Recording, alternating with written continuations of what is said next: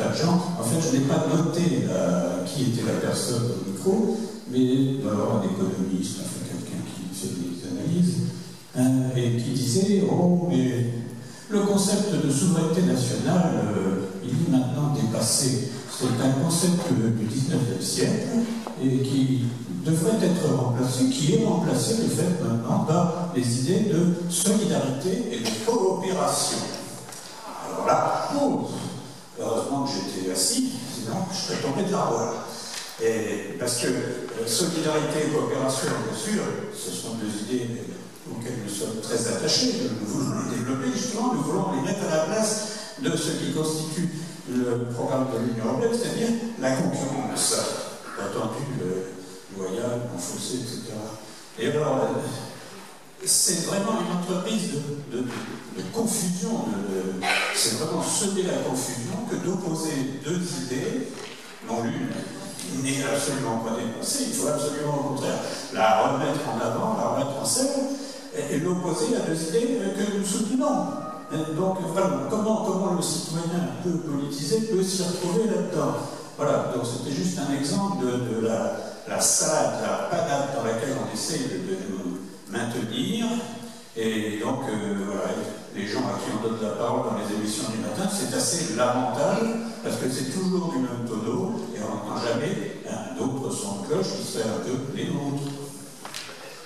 La question que je me pose, juste en parlant de Michel Sata, c'est la visibilité de tous ces mouvements, que sur la PRCF, la PEP et tous ceux qui nous rejoignent.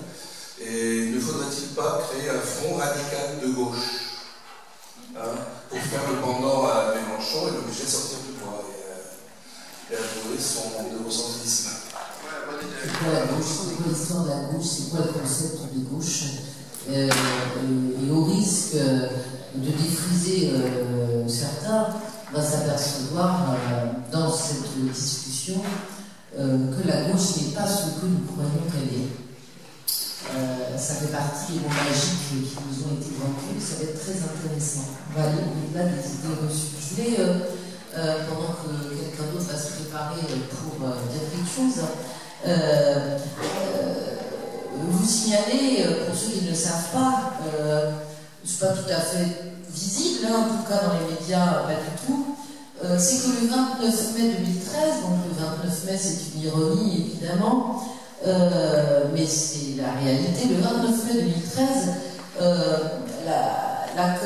la Commission européenne a envoyé au gouvernement français 10 pages de recommandations sur la politique qu'il devait mener. Vous savez que dans le cadre du TSCG, nous avons évidemment perdu la souveraineté budgétaire et que désormais le budget de la France est soumis à son grand examinateur qui est l'Union européenne. Et bien dans ce formidable document que je vous conseille quand même de lire, eh bien il est expliqué tout ce que la France devait faire.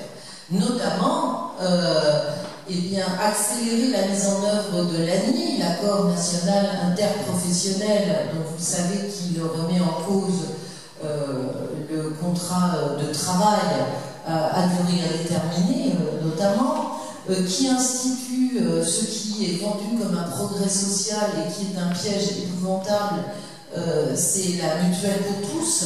Alors la mutuelle, évidemment, c'est pas une mutuelle, c'est une assurance complémentaire, pour un chat, et que ces assurances complémentaires vont faire la peau à la mutualité, puisque le principe mutualiste qui consiste à ce que chacun puisse s'organiser d'une manière collective pour sa protection sociale complémentaire, eh bien, est battu en brèche, puisque ce sont les employeurs qui vont décider du choix de cette assurance complémentaire et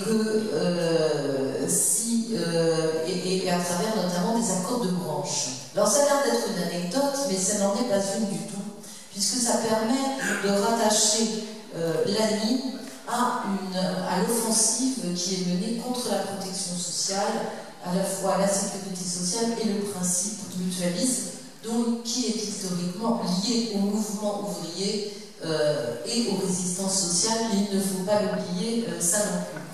Et il est indiqué notamment dans ce texte de la Commission européenne qu'il faut procéder, donc nous sommes le 29 mai 2013, il faut procéder très rapidement à une réforme des retraites et notamment par un allongement de la durée de cotisation. Nous sommes le 29 mai 2013 et quand ces recommandations sont faites, et l'été, nous allons voir arriver la fameuse réforme des retraites, entre guillemets, de M.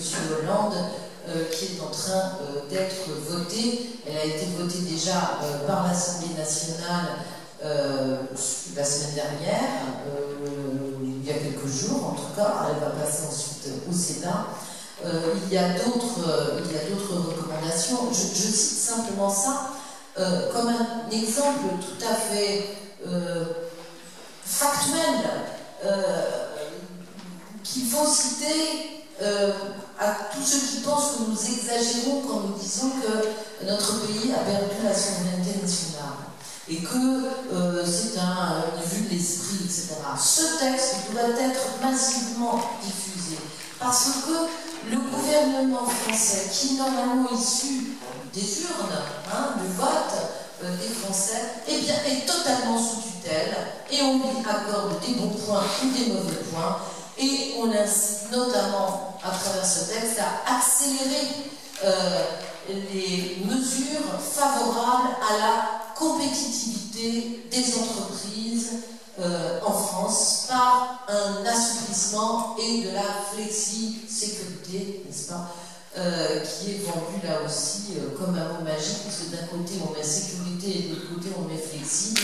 Bon, moi je veux bien qu'on se contorsionne du matin jusqu'au soir, mais en tout cas ce texte a une grande valeur parce que au moins, s'il est diffusé, il révèle, il met l'État, enfin il met le gouvernement français dans une situation de petit garçon à qui le proviseur explique qu'il doit faire des efforts dans telle ou telle manière, telle ou telle matière, et que là il n'a pas suffisamment travaillé, et que là il pourrait encore faire mieux, etc. Donc utilisez ça parce que vraiment c'est formidable.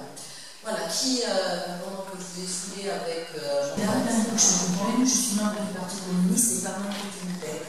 Je voulais demander pourquoi le plan, dans le cadre de l'emploi, le plan sécurité emploi formation ne serait pas une bonne chose. Et je tenais à dire aussi que Patrick Bayari avait écrit un livre, Dracula contre les peuples, par rapport au pacte transatlantique.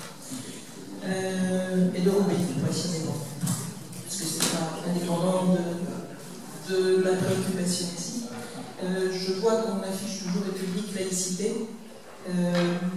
Je pense que sur l'aspect laïcité, de mon point de vue, on n'en parle pas suffisamment au MPEP, parce que je pense que de proche en proche, on est en train de détourner les valeurs de la laïcité, et de façon relativement grave, alors à la fois pour séparer les citoyens, mais aussi quand on voit ce qui se passe en Alsace actuellement, je pense que c'est extrêmement grave, parce qu'on parle du concordat, mais ça va bien au-delà de simplement les textes qui étaient à l'époque ceux du concordat, c'est-à-dire que pour l'instant, les religions entrent en force dans tous les secteurs publics, et je pense en Alsace, et je pense vraiment que c'est un moyen de détourner aussi l'Alsace de l'ensemble du pays, de la rapprocher, et dans le cadre de l'organisation des eurorégions, je pense que c'est vraiment aussi un problème qui, à mon avis, est extrêmement grave. Alors, je pense même qu'il y a une méconnaissance de plus en plus grande de ce qu'est la laïcité. C'est pas de mettre les religions côte à côte, c'est pas une entente entre les religions. Et quand je vois par exemple, alors, je crois que j'ai vu ça sur le site Rouge Midi, que j'avais pas vu moi avant, j'ai pas eu l'occasion de le voir, que Pierre Laurent par exemple invite le représentant du CRIF pour parler d'antisémitisme. Oui. Je trouve que c'est ahurissant parce que, en plus, le Parti communiste ne défend pas les positions d'Israël en tant que tel. Par contre, on connaît quand même les positions radicales du CRIF par rapport à ça. Donc c'est vraiment ahurissant et je pense que là-dessus c'est, à mon avis, un problème très fort